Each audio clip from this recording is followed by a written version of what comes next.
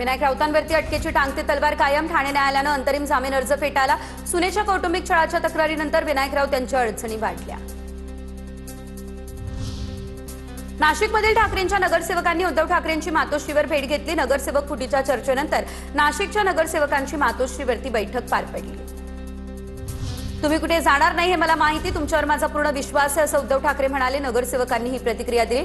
कुंभमेळ्यावर सरकार मोठा खर्च करतंय, त्यावर बारकाईने लक्ष ठेवा अशाही ठाकरेंच्या नाशिकमधील नगरसेवकांना सूचना। आशिष शेलार यांची ठाकरेंचे आमदार भास्कर जाधव यांच्या कार्यालयाला भेट। शेलारांच्या भेटीवेळी भास्कर जाधव मात्र अनुपस्थित राहिले। उपस्थितांकडून आशिष शेलार यांचं स्वागत करण्यात आलं। जाधवांचा निरोप आला होता म्हणून गेलो, शुभेच्छा स्वीकारण्यासाठी जाधवांच्या कार्यालयात गेलो। शेलार यांची ही प्रतिक्रिया समोर।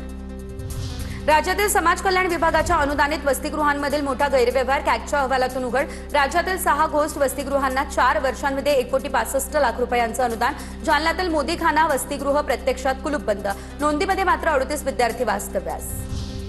कॅगने दिलेला अहवाल हा 2022 ते 2023 दरम्यानचा प्रधान सचिवांना चौकशी करण्याचे आदेश दिले। वसतिगृहांमधील घोटाळ्यासंदर्भातील अहवालावर मंत्री संजय शिरसाट यांचं हे स्पष्टीकरण। पंतप्रधान ग्रामसडक योजनेच्या बैठकीमध्ये नारायण राणे अधिकाऱ्यांवरती भडकले। जनतेचे पैसे वाया घालवायचे आहेत का? जनतेची आम्ही मतं घेतो, मग त्यांची कामं करायला नको का? नारायण राणेंकडून नाराजी व्यक्त। एनडीएची 21 जुलै रोजी बैठक पार पडणार। सकाळी 9:30 वाजता संसद भवनातील बालायोगी सभागृहामध्ये ही बैठक होईल। पंतप्रधान एनडीएच्या खासदारांना संबोधित करणार। अजित पवारांची जयंती आता शासकीय स्तरावरती साजरी केली जाणार। राज्य शासनाकडून शासकीय आदेश जारी। 22 जुलैला अजित पवारांची जयंती साजरी केली जाणार। अजित पवार यांच्या प्रतिमेस शासकीय कार्यालयांमध्ये पुष्पहार अर्पण केला जाईल। पिंपरी चिंचवड या ठिकाणच्या मोशी कचरा डेपो इमारत दुर्घटनेप्रकरणी 2 अधिकाऱ्यांवरती निलंबनाची कारवाई। पर्यावरण विभागाचे प्रमुख संजय कुलकर्णींसह कार्यकारी अभियंता योगेश आल्हाट हे देखील निलंबित। आयआरसीटीसीची नवीन वेबसाईट लॉन्च। तिकीट बुकिंग अधिक सुलभ आणि वेगवान होणार। प्रवाशांच्या सोयीसाठी नवीन आणि अपग्रेडेड वेबसाईट लॉन्च। जुन्या प्रणालीच्या तुलनेमध्ये आता प्रति मिनिट 1.5 लाखांहून अधिक तिकीटं बुक करता येतील। पुण्यातील पासपोर्ट ऑफिसला बॉम्बने उडवण्याची धमकी। पाषाण भागामध्ये असलेल्या पासपोर्ट ऑफिसला धमकीचा मेल। बॉम्ब शोधक पथकाकडून या ऑफिसची पाहणीही करण्यात आली।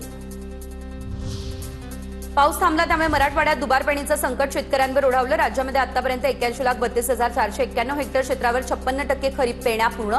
अमरावती विभागामध्ये सर्वात जास्त 76%, तर कोकण विभागामध्ये केवळ 8% इतक्याच पेरण्या झाल्या। खोल समुद्रातील संपर्कासाठी मच्छीमारांना सॅटेलाइट फोन मिळणार। मत्स्य व्यवसाय मंत्री नितेश राणेंची माहिती। आपत्कालीन प्रसंगी मच्छीमारांना तात्काळ मदत मिळणार। बीएसएनएल सोबत मत्स्य व्यवसाय विभाग समन्वय ठेवणार। मच्छीमारांच्या सुरक्षिततेसाठी अत्याधुनिक संप्रेषण व्यवस्था उभारली। श्रीरामपूरमधील हॉटेल व्यावसायिक आकाश दुबे याच्या हत्येप्रकरणी मुलाच्या हत्येनंतर वडिलांची उपमुख्यमंत्री एकनाथ शिंदे यांना आर्तहाक, तर पक्षातील गुंडाला हद्दपार करा। आकाशच्या वडिलांची शिंदेंकडे ही मागणी। नाशिकमधील इगतपुरी पर्यटक मारहाण प्रकरणातील सर्व 9 आरोपींना 18 तारखेपर्यंत पोलीस कोठडी सुनावली। भावली धरण परिसरामध्ये पर्यटकांवर केलेला हल्ला। इगतपुरी पर्यटक हल्ला प्रकरणातील आरोपींची पोलिसांनी धिंडही काढली। देशाला हादरवून टाकणाऱ्या श्रद्धा वालकर हत्याकांडाला 4 वर्ष झाली पूर्ण। खटला लांबवण्यासाठी आफताबचे नवनवीन डाव। श्रद्धाच्या कुटुंबाला न्यायाची प्रतीक्षा। या प्रकरणामध्ये आतापर्यंत तब्बल 215हून अधिक सुनावण्या झाल्या। अद्याप पुरावे सादर करण्याची प्रक्रिया सुरूच। यानंतर पुढे बघणार आहोत टॉप 9 महत्त्वाच्या अपडेट्स। पुण्यातील सहकार नगर परिसरामध्ये गाड्यांची तोडफोड करणारे तरुण सीसीटीव्ही कॅमेऱ्यात कैद झाले। जवळपास 17 ते 18 तरुणांकडून दहशत माजवण्याचा प्रयत्न, या संदर्भात गुन्हा दाखल करण्यात आला। माळशेज घाटामध्ये वाऱ्याचा कहर। सोसाट्याच्या झोकानं अनेक दुचाकी रस्त्यावर कोसळल्या। थरारक व्हिडिओ सोशल मीडियावर व्हायरल झाला। कल्याणहून नगरच्या दिशेने जाणाऱ्या दुचाकीस्वारांना वाऱ्याचा मोठा फटका बसला। वाऱ्याचा वेग इतका जास्त होता की पादचाऱ्यांना देखील जमिनीचा आधार घ्यावा लागला। स्मार्ट मीटर विरोधात बदलापूरमधील ग्राहक चांगलेच आक्रमक झालेले आहेत। अवाजवी बिलांमुळे आता त्यांचा संतापाचा पारा चांगलाच वाढलाय। ग्राहकांनी सोनीबली या ठिकाणी महावितरणचं कार्यालय गाठलंय आणि स्मार्ट मीटर विरोधात संताप व्यक्त केलाय। आम्हाला स्मार्ट मीटर नको, जुने मीटर परत लावून द्या अशी मागणीही केली आहे। पुण्यातल्या कात्रज डेअरीच्या गाय आणि म्हशीच्या दूध खरेदी दरामध्ये 1 रुपयांनी वाढ झाली आहे। मात्र दूध विक्री दरामध्ये कोणतीही वाढ केलेली नाही अशी माहिती आहे। दूध खरेदीच्या नव्या दरांची अंमलबजावणी सुरू आहे। पंढरपूर नगर परिषदेकडून आता चंद्रभागेतील अतिक्रमणं हटवली जात आहे। नगर परिषदेकडून ठिकठिकाणी स्वच्छता कर्मचारी तैनात आहे। लाखो वारकऱ्यांना चंद्रभागा स्नान आणि पुंडलिका दर्शनासाठी स्वच्छ मार्ग उपलब्ध करून देण्यात आला आहे।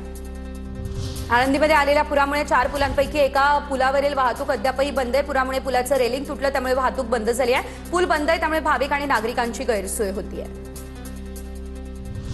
नागपूर क्रीडा संकुलासाठी 100 कोटी रुपयांचा निधी मंजूर. वसतिगृहासह अत्याधुनिक सोयी उभारल्या जाणार. पालकमंत्री चंद्रशेखर बावनकुळेंच्या प्रयत्नांना यश. उच्चस्तरीय सचिव समिती आणि मंत्रिमंडळ बैठकीच्या निर्णयामुळे मंजुरी. पुणे छत्रपती संभाजीनगर महामार्ग सुधारणा प्रकल्पाअंतर्गत 3 प्रकल्प हाती. केंद्रीय वाहतूक आणि महामार्ग मंत्री नितीन गडकरी आणि मुख्यमंत्री देवेंद्र फडणवीसांच्या हस्ते भूमिपूजन होणार. चंद्रपूरमधल्या ताडोबा अंधारी व्याघ्र प्रकल्पातील पळसगाव जंगलामध्ये हल्लेखोर वाघाला जेरबंद करताना त्याचा मृत्यू. वाघाच्या मृत्यूचं कारण शवविच्छेदन अहवालानंतरच समोर येणार.